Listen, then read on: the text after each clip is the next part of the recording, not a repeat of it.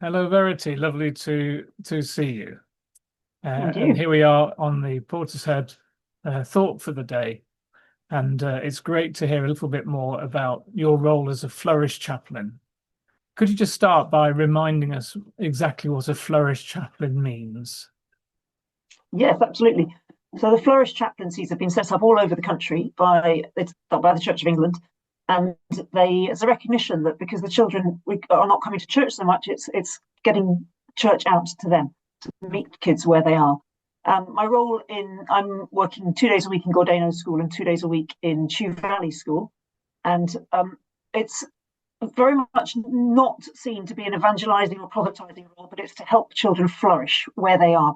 So it's to fulfill that part of the gospel where Jesus says, I've come that you might have life and life in all its fullness. So I'm there to kind of help kids live more full lives, however I see that Brilliant. fits. Yeah, that's great. And we talked right at the beginning of your time as a chaplain.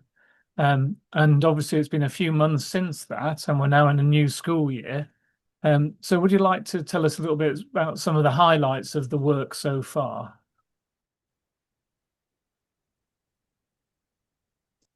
Yeah, absolutely. It's been fantastic. I'm absolutely loving it. When I went to my interview, I said to them, I will help kids. I see kids flourishing when they're muddy, basically. I'm a potter and I'm an outdoor enthusiast. So when they're muddy, either their hands or their feet, then I see them flourishing and let me help them do that. And I have been, and it's been great. And the kids have been flourishing. So I suppose some of the highlights from Gordano, I think there are three things I was thinking about this, thinking there are three C's. Get that for a sermon. I've got connection, creativity, and culture have been the three kind of headings I would go for with my highlights.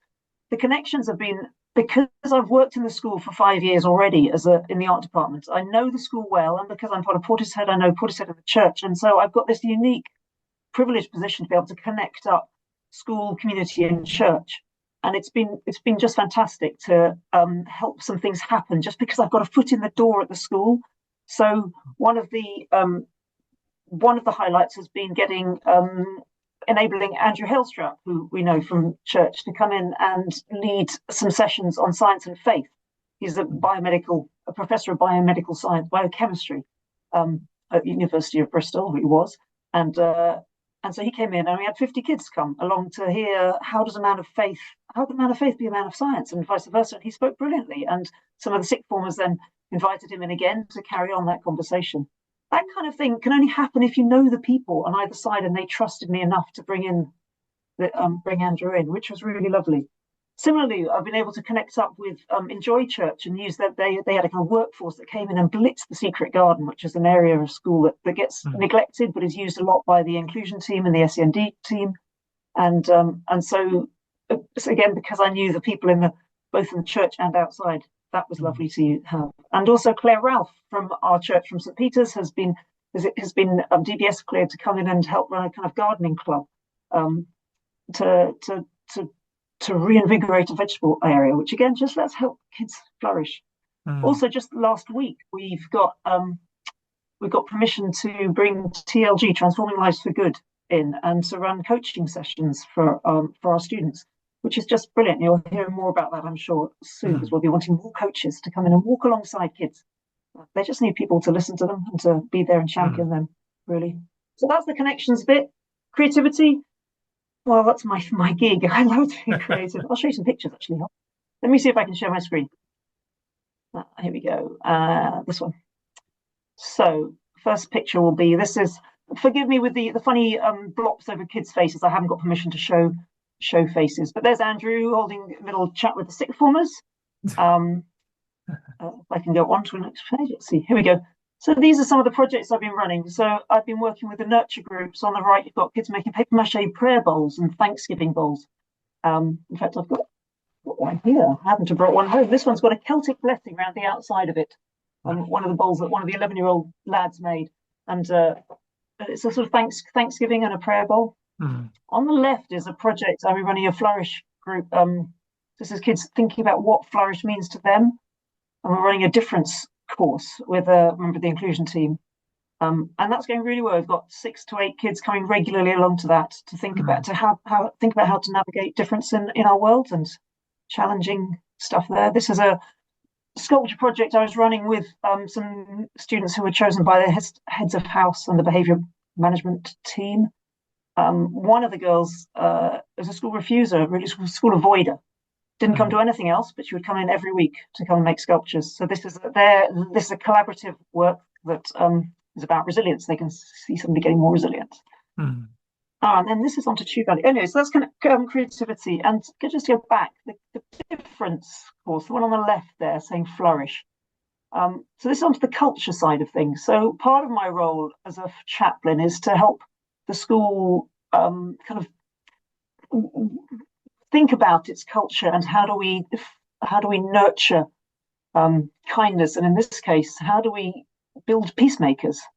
And this group of children, I've organised a field trip to go to a mosque and the Clifton Cathedral and the Eastern Christian Family Centre, and we're taking a group of kids from the Christian Union, a group of Muslim children, and a group of my difference course kids, putting them in a minibus together, shipping them off to Bristol, and to talk about how do we experience faith from the inside?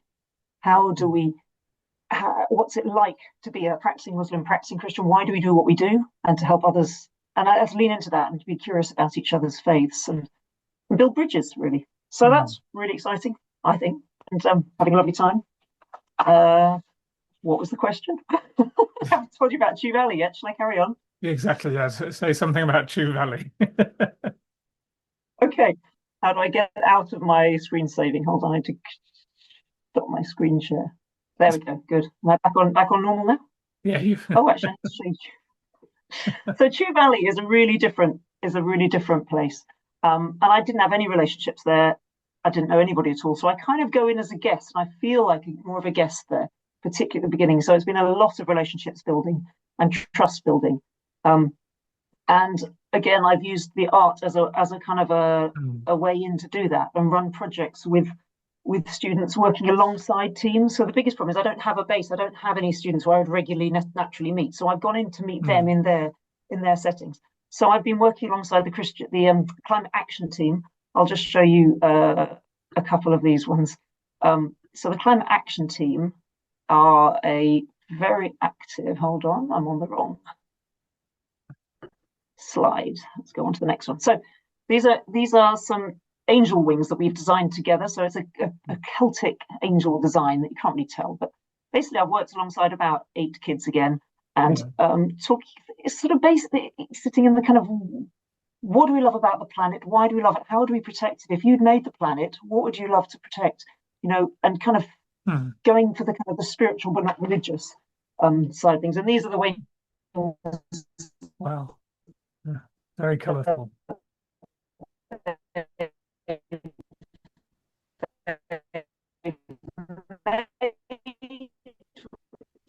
Because Celtic Christianity is completely our interconnectedness with the made environment, with the world, with creation. And so they were very happy and very open for me to suggest some Celtic words that they would write onto these wings. And so that opens up conversations again about, well, who is God? What kind of, what do you think about angels? What do we think about all of these big questions that otherwise there's no room for. So that's the Celtic Angel Climate Action Team wings, and they're going on tour to the Chew Valley Arts Trail next weekend, 2 weekends time. Right. And then I've also been working alongside the Year 6-7 transition team and making another set of angel wings. There was a reason for the angels, which I won't bore you with, but there's a bit of an angelic theme going on. And this was every child in Year 6 coming up to Chew Valley was invited to write on a wooden feather, a quality that they needed and wanted to have coming up to Year 7, and something that they would want, that they recognised has been important for them in the past and would be important in the future. So we've got these beautiful little feathers all saying things like love, joy, peace, patience, kindness, hope, courage. We've even got a self-control. I haven't photographed it there, but there is one saying self-control. And then I've put them together and made these enormous great wings, which are going to go on in the Year 7 playground. So then they're also going on tour to the Chew Valley Arts Trail in a couple of weeks' time. So that's been my kind of way into Chew, and it's been really interesting. Let me unshare again. It's been a good way in, but I think now I need to be braver And I think now I've built the trust, and I can be more kind of overtly Mm. faithful, like Yes. Christian, distinctively Christian. See, Well, that's fantastic. I think you've given us a really real insight into what you're doing, and obviously you're using your existing talents, but using them perhaps in a slightly different way, which is challenging for you. But yeah. some of that work looks fantastic. Um, Most of us can't join in with you in the work in the schools, but we could pray for your work. So, have you got one or two things that you would particularly value prayer for? I would love prayer. Please pray for the difference field trip. This trip to the mosque for Gordeno Mm, coming up. That's on the 11th of November. Also, for my relationships with the CU there, the Christian Union in Gordeno. They're at a really exciting point in helping them to kind of to spread their wings further. That feels like an integral part of the job as well. mm, And at CHU, I've got the local rector, Ian Mills, who's Fran's boss, actually. People who remember Fran, met him, yeah. where she's a curate. He's coming in to hold a service for remembering loved ones, which is, again, amazing that the school has allowed him, is allowing him in to do that. And that feels quite important that we get that right, that we pitch it Mm, right, and that it's held well. Again, to try and build a legacy that could be something that goes on further, because I'd love to make that connection yeah. stronger between the church and the community. So if we could pray for those two things, that one's on the 24th of October.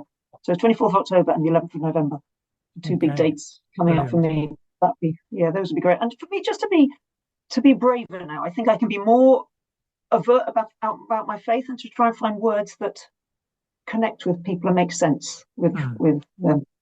Yeah. yeah. Well, we all feel that as if Yeah. we could always be a bit braver, don't we? You know, I noticed that Absolutely. courage was one of the things which Yeah. the new students wanted, and yeah, we understand that. Yeah. And as you reflect on your role, has there been a particular scripture which has spoken to you, which has been particularly meaningful for you?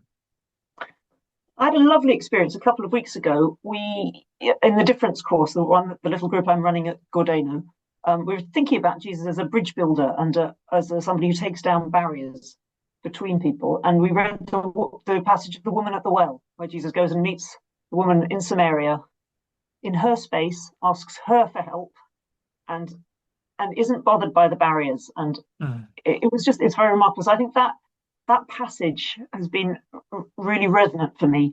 And I actually had it. I had this lovely. I've forgotten that I have this lovely icon of Jesus. I don't know if you can see that well. mm, Jesus at the woman of the well. And if you notice that the water, the water shouldn't be that high up in a well. The water should be at least ground level or below. But the water in Jesus' world is about to flow over. There's always more, and the abundance is always there. And he's almost kind of playing on the surface of that water, and it's yes. about to pour out. It feels like, and her life is about to be transformed. He's going to reinstate her and change everything. And I think I need to remember that passage for Uh, his I think that's spirit. great. And if people want to look that up, it's in John's Gospel, chapter 4 of John's Gospel, because it is such an inspiring Yeah. story in itself, and also the way that it's talking to you, it really, really echoes hard. So thank you ever so much for what you're doing, both in the Flourish Chaplain and giving up your time to speak to the rest of us as well. And all we can say is God bless. Thank you, Thank you so Verity. much. And thank you for your prayers. Okay. Thank Thanks. you.